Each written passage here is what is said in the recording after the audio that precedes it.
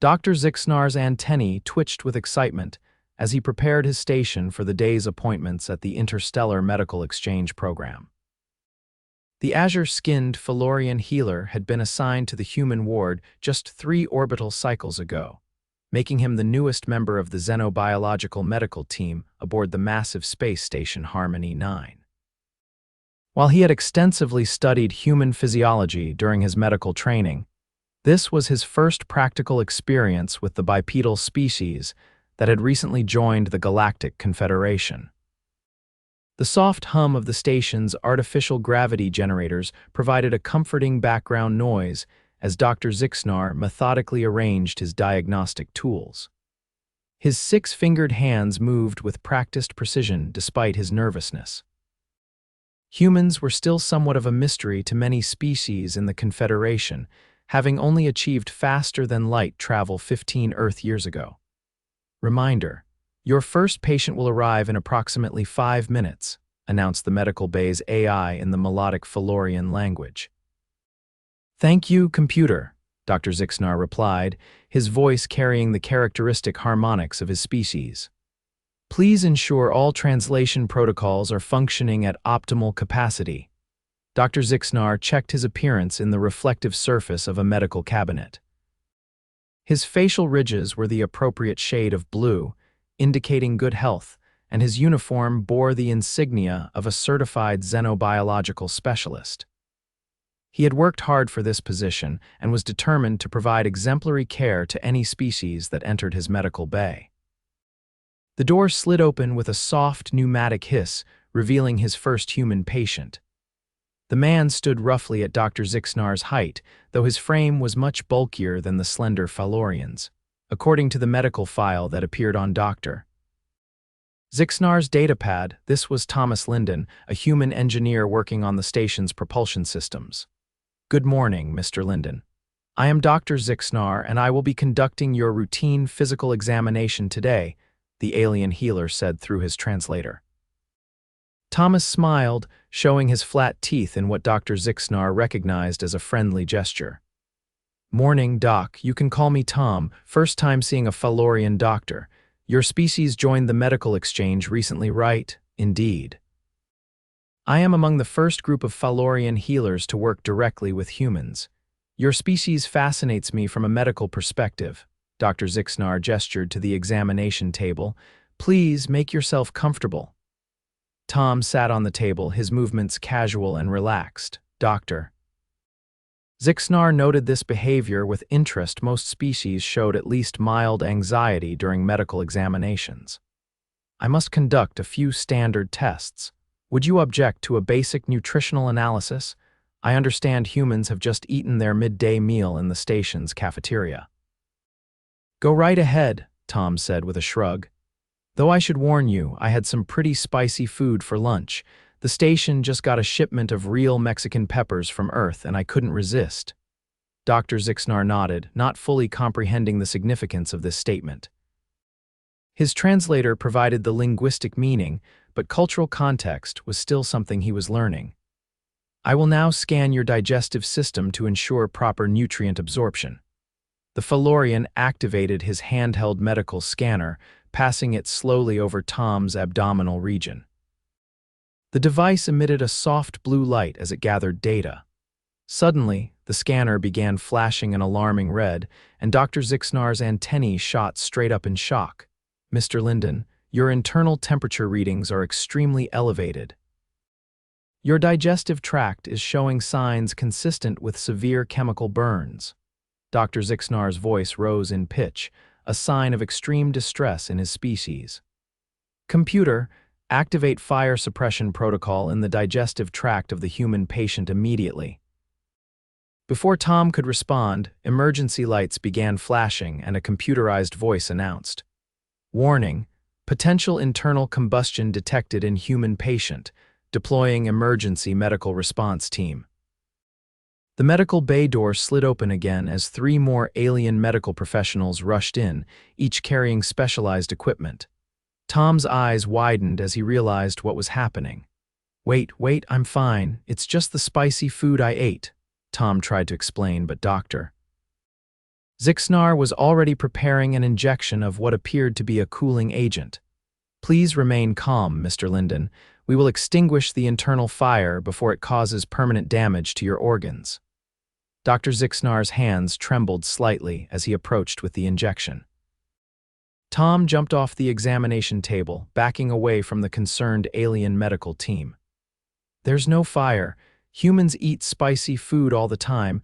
It's capsaicin, it creates a burning sensation, but doesn't actually burn us. Dr. Zixnar froze, his compound eyes blinking rapidly in confusion.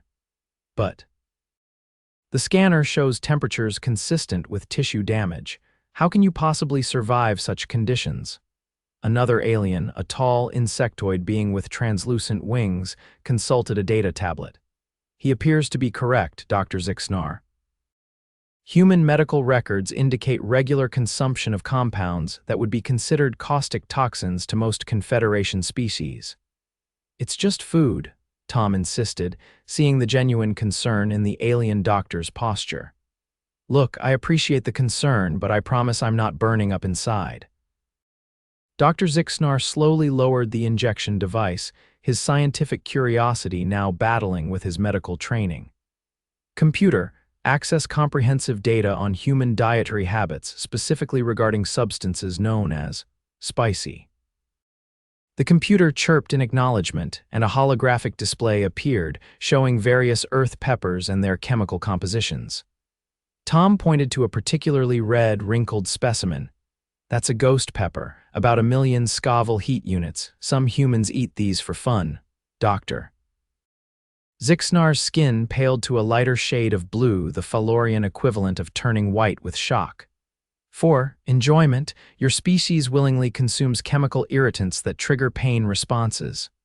Well, when you put it that way, it sounds weird, Tom admitted with a laugh. But yeah, we do. Different cultures have different spice levels in their cuisine. What I had today was just some jalapenos and hot sauce, pretty mild stuff actually. The emergency response team looked at each other in bewilderment. One of them, a gelatinous being with multiple eye stalks, rippled in what might have been disbelief. I believe we have encountered a significant xenocultural misunderstanding, Dr. Zixnar announced, attempting to regain his professional composure.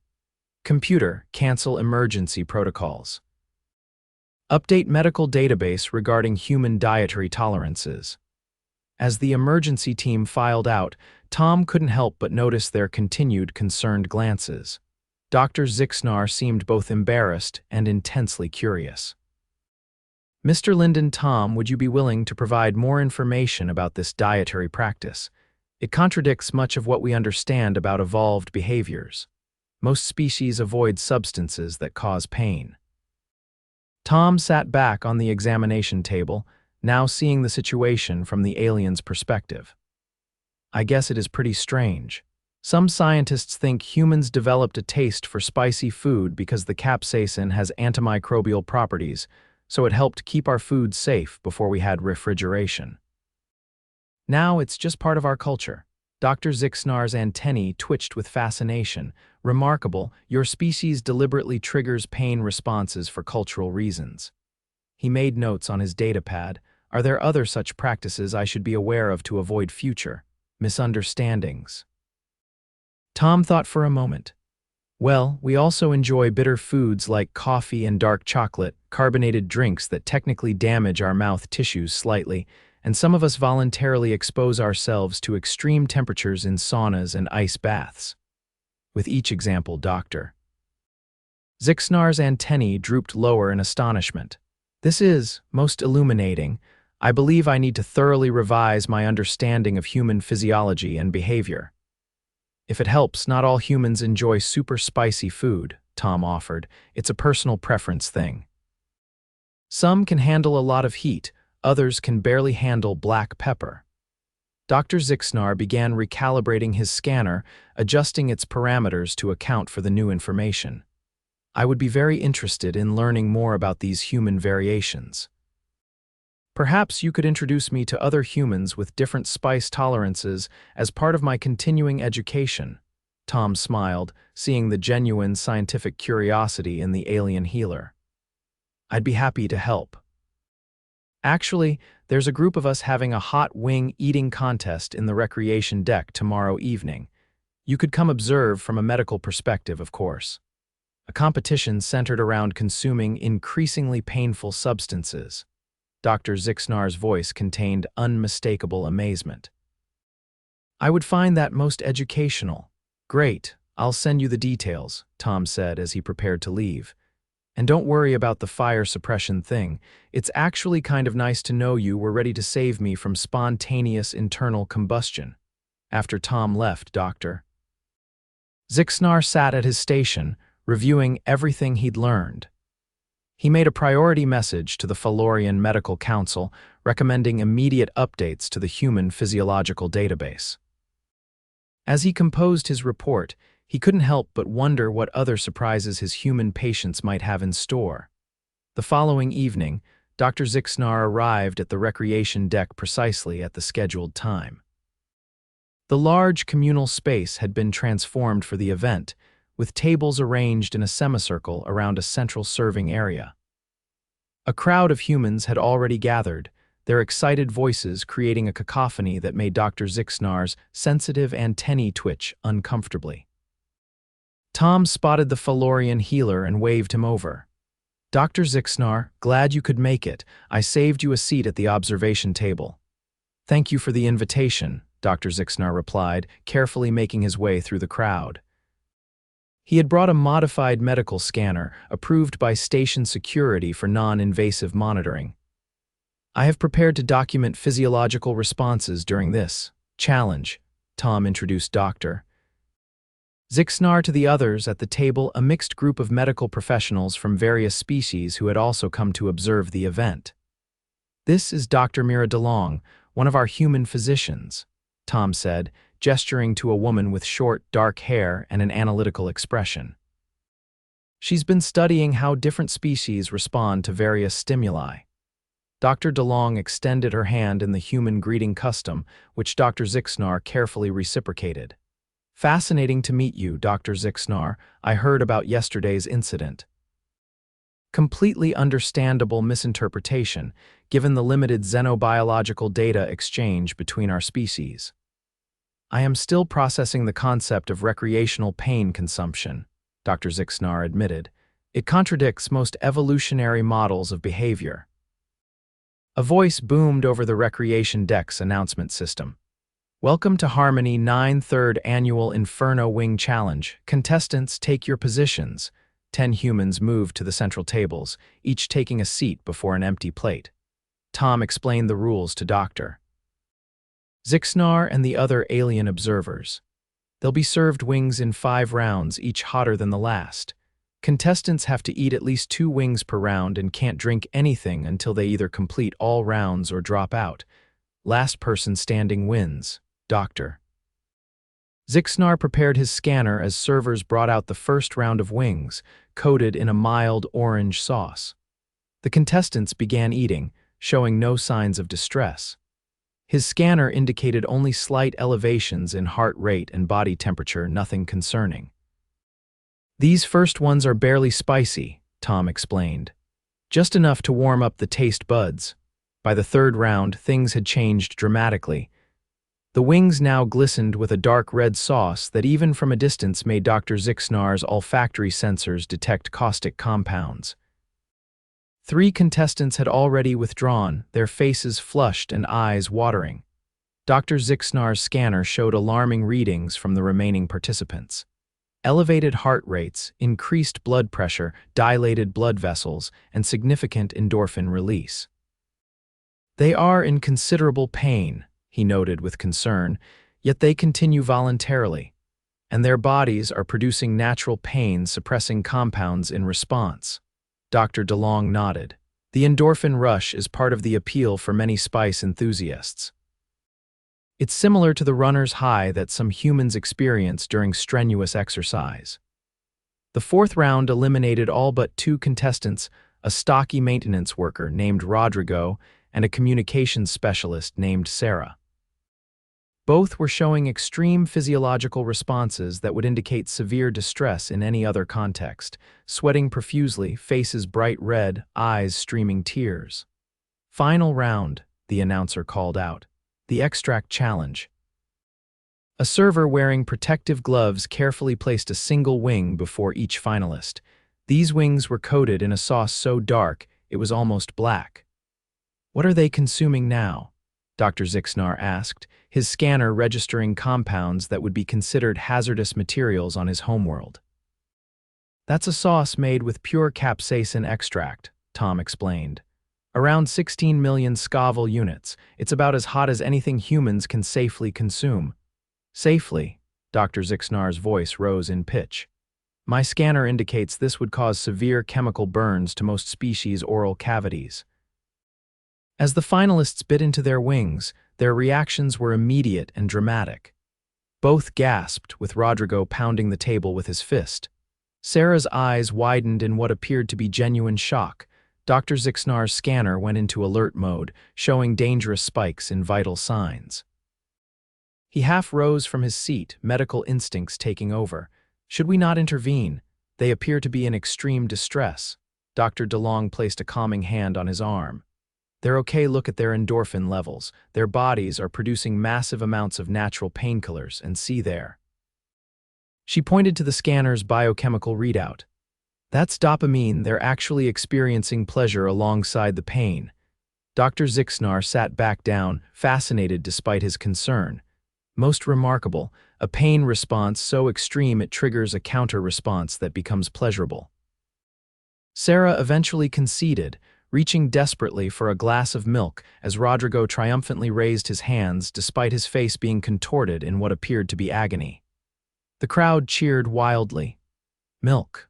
Dr. Zixnar inquired, noting how eagerly the contestants were consuming the white liquid. "It contains casein, which binds to capsaicin molecules better than water," Tom explained. "Helps wash them away from the pain receptors." After the event concluded, Tom introduced Dr. Zixnar to Rodrigo, who had recovered enough to speak coherently. "You're the doctor who thought Tom was on fire inside," Rodrigo laughed, his voice still hoarse. "Man, I probably looked like I was actually burning up during that last round. Your physiological responses were indeed consistent with someone suffering severe chemical burns," Dr. Zixnar confirmed. "May I ask why you subject yourself to this experience?" Rodrigo considered the question seriously. "It's hard to explain. It's partly the challenge pushing your limits, and partly the feeling afterward. There's this weird calm that comes once the burn starts to fade. Plus, the flavor's good spicy food isn't just about heat, it's about depth of taste."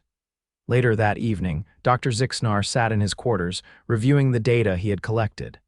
The human relationship with spicy food was far more complex than he had initially realized. It wasn't simply pain tolerance or cultural practice. It involved complex neurochemical responses that blurred the line between pain and pleasure in ways unique among known sentient species. He composed a detailed report for the Confederation's Xenobiological Database, recommending that all medical personnel be briefed on this aspect of human physiology to prevent incidents similar to his own misunderstanding. As he finished his report, Dr. Zixnar received a message from Tom. "Hope you found the contest educational. Some of us are meeting for breakfast tomorrow. We're having Bloody Marys and spicy breakfast burritos. Want to join? Promise we'll try not to trigger any more medical emergencies." Dr. Zixnar sent an affirmative reply. Despite the initial embarrassment, he found himself increasingly fascinated by human dietary practices. Perhaps, he thought, there were other aspects of human behavior that defied conventional xenobiological understanding. The opportunity to study such a paradoxical species was too intriguing to pass up. The next morning, Dr. Zixnar arrived at the station's cafeteria to find Tom, Dr. DeLong, and several other humans already seated at a large table. The unmistakable aroma of pungent spices filled the air, making his sensory organs contract slightly in self-defense. "Dr. Zixnar, come join us," Tom called out, gesturing to an empty seat. "We ordered you a non-spicy option, don't worry." "Most considerate, Doctor." Zixnar replied, taking the offered seat. Although I must admit, after yesterday's observations, I find myself curious about the actual sensation. Dr. DeLong raised an eyebrow. Are you saying you want to try something spicy? Is that even safe for your species? I have consulted our xenobiological database, Dr. Zixnar explained. While Phalorians have sensitive digestive systems, our oral tissues are actually quite resistant to many compounds. A very mild capsaicin exposure should be safe, though likely uncomfortable. Tom looked impressed. Scientific curiosity, huh? I respect that. He offered a small plate with what appeared to be a white dipping sauce. Maybe start with this. It's just sour cream with the tiniest dash of hot sauce mixed in. Barely registers on the Scoville scale, Doctor. Zixnar carefully extended a thin sensory appendage from his wrist, a specialized organ Phalorians used for testing unfamiliar substances before consumption. He touched it to the sauce and immediately felt a strange, tingling sensation. Fascinating, he murmured. It produces a similar stimulation of pain receptors as in humans, but much less intense for me. Our neural pathways process the signals differently. Emboldened by this relatively mild reaction, Dr. Zixnar carefully tasted a small amount of the sauce using his primary feeding orifice. The sensation was unlike anything he had experienced, a strange warmth that spread across his sensory membranes without being truly painful. I believe I understand the appeal somewhat better now, he said after a moment. There is a certain alertness that comes with the sensation. My sensory acuity seems temporarily enhanced. Tom grinned. That's part of it. It's like all your taste buds wake up at once. As they ate, Dr. Zixnar continued his informal research, asking questions about various human culinary practices. He learned about the wide variations in spice tolerance among human populations, the historical use of spices as food preservatives, and the cultural significance of certain dishes. In some Earth cultures, the ability to consume extremely spicy food is seen as a demonstration of strength or endurance, Dr. DeLong explained. In others, spice is used more subtly to enhance rather than dominate the flavor profile. And this practice extends beyond just food, Doctor. Zixnar asked, gesturing to the red drink Tom was sipping. Oh yeah, Bloody Marys, Tom said. Tomato juice vodka that's a mild intoxicant and spices, including hot sauce. Great for hangovers. Hangovers, the after effects of consuming too much alcohol, Doctor. DeLong explained with a clinical precision that Dr. Zixnar appreciated. Symptoms include headache, nausea, and sensitivity to light and sound due to mild dehydration and toxin processing. And you deliberately induce this state, then consume more spicy substances to alleviate the symptoms, Doctor. Zixnar's antennae twitched in confusion. The humans at the table laughed. When you put it that way, we do sound kind of masochistic, Tom admitted. As they continued their meal, Dr. Zixnar noticed a commotion at a nearby table. A human was coughing violently, face turning an alarming shade of red. Dr. Zixnar's medical training kicked in immediately. He rose from his seat, scanner already in hand. That individual appears to be in respiratory distress. Tom looked over and then relaxed. Oh, that's just Marcus. He's always trying to prove he can handle the station chef's special sauce, and it always ends the same way. Despite Tom's casual assessment, Dr. Zixnar moved toward the distressed human. His scanner indicated elevated heart rate and respiratory inflammation, not immediately life-threatening, but certainly uncomfortable. Excuse me, Dr. Zixnar said, approaching the man. I am a medical professional. Are you experiencing difficulty breathing? Marcus looked up, eyes watering profusely. Just went a bit overboard with the ghost pepper sauce, he managed between coughs. Dr. Zixnar considered the situation. Now that he understood the context better, he recognized this was not a medical emergency, but rather a self-inflicted discomfort. Still, his healer's ethics compelled him to offer assistance. May I recommend a solution of casein protein? Dr. Zixnar suggested, gesturing to a nearby server. What humans call milk, it will bind to the capsaicin compounds and provide relief. Marcus nodded gratefully, and Dr. Zixnar requested a large glass of milk from the server. As Marcus drank it, his coughing subsided and his color gradually returned to normal. "Thanks, Doc," Marcus said when he could speak normally again. "Didn't expect a Phalorian to know the milk trick for spice." "I am currently researching human dietary practices," Dr. Zixnar explained. "Your species' relationship with capsaicin compounds is quite remarkable from a xenobiological perspective." Marcus laughed, still wiping tears from his eyes. "Well, sometimes our relationship with spicy food is a little too ambitious. I know my limits, I just ignore them sometimes." Dr. Zixnar returned to his table where Tom gave him an approving nod. "Nice work, Doc." "Though I'm pretty sure Marcus will be right back at it with the ghost pepper sauce next week. I find it difficult to comprehend repeatedly engaging in an activity that causes such distress," Dr. Zixnar admitted. Dr. DeLong smiled. "Humans are complicated. We seek out controlled discomfort in many forms: spicy food, intense exercise, horror entertainment, even emotional experiences that make us cry. There's something about pushing boundaries that appeals to us." This conversation sparked an idea in Dr. Zixnar's mind. "I wonder if this trait explains humans' remarkably rapid integration into the Confederation. Your species has adapted to space travel, alien environments, and xenobiological challenges faster than any other recent addition to our alliance." "Could be," Tom agreed. "We're pretty good at turning discomfort into a challenge rather than a deterrent." Over the next few weeks, Dr. Zixnar's reputation aboard Harmony 9 evolved from the alien doctor who panicked over spicy food to the xenobiological specialist with a particular interest in human dietary practices. He began receiving requests from human patients who appreciated his growing understanding of their physiology and cultural habits.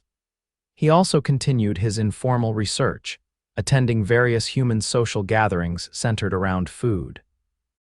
He documented the chili cook-off, where humans competed to create the most flavorful spicy stew; a wasabi challenge involving a pungent green earth paste that stimulated different pain receptors than capsaicin; and even a cheese tasting, where humans willingly consumed dairy products that had been allowed to develop cultures of bacteria and fungi, a practice that horrified many alien species, but that humans insisted was delicious. Dr. Zixnar's research culminated in a formal presentation to the Confederation Medical Council titled "Controlled Discomfort: Understanding Human Dietary Paradoxes and Their Implications for Xenomedicine." The presentation was well received and led to updated protocols for medical professionals treating human patients. 6 months after the initial incident, Dr. Zixnar was conducting a routine examination of a Voraxian diplomat when the station's alert system activated. "Attention all medical personnel, emergency response requested in cafeteria section 3, human culinary event in progress." Dr. Zixnar excused himself from his patient and hurried to the cafeteria. When he arrived, he found a scene of organized chaos. About 20 humans were seated at tables, all showing signs of extreme physiological distress, sweating profusely, faces flushed, some even crying. A crowd of both humans and aliens had gathered to watch. Tom spotted Dr. Zixnar and waved him over. "Hey, Doc. Don't worry, it's not a medical emergency.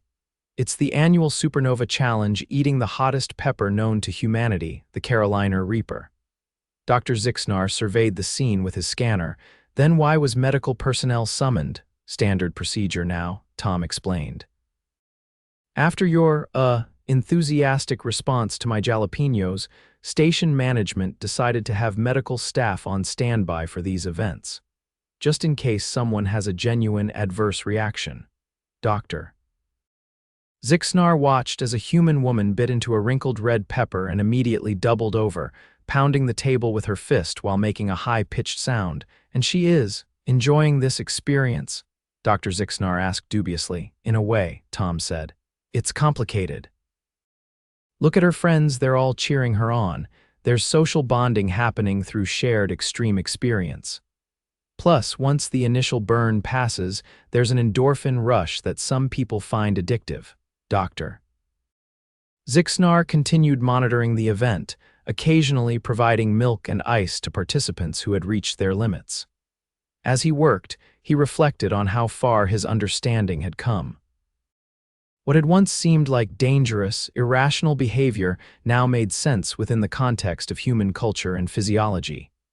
After the event concluded, Dr. Zixnar was approached by the station's human medical director, Dr. Reynolds, a tall man with graying hair and a thoughtful expression. "Dr. Zixnar, I've been reviewing your research on human dietary practices. Very impressive work. Your initial misunderstanding with Mr. Linden has led to significant improvements in our interspecies medical protocols." "Thank you, Director. It has been an educational experience, Doctor." Zixnar replied, his antennae angling in the Phalorian expression of modest pride. "In fact," Dr. Reynolds continued, "we're establishing a new position, Cultural Xenomedicine Liaison, to help prevent similar misunderstandings across species. Given your demonstrated interest and research, I'd like to offer you the position." Dr. Zixnar's skin rippled with blue phosphorescence, a Phalorian expression of surprise and pleasure.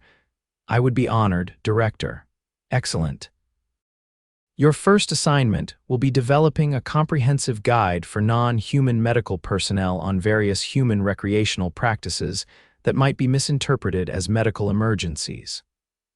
Dr. Reynolds handed over a data tablet. "From roller coasters to saunas to energy drinks, humans have a remarkable capacity for voluntarily experiencing what most species would consider distress signals." Dr. Zixnar accepted the tablet, already mentally organizing the research he would need to conduct. "I shall approach this task with the same scientific rigor I applied to understanding the spicy food phenomenon." Later that evening, Dr. Zixnar received a message from Tom. "Heard about your new position. Congratulations. A bunch of us are celebrating at the Recreation Deck Lounge tonight. We're having something called extra hot wings in your honor. Don't worry, no fire suppression units necessary, unless you want to bring one for old time's sake," Dr. Zixnar sent a reply.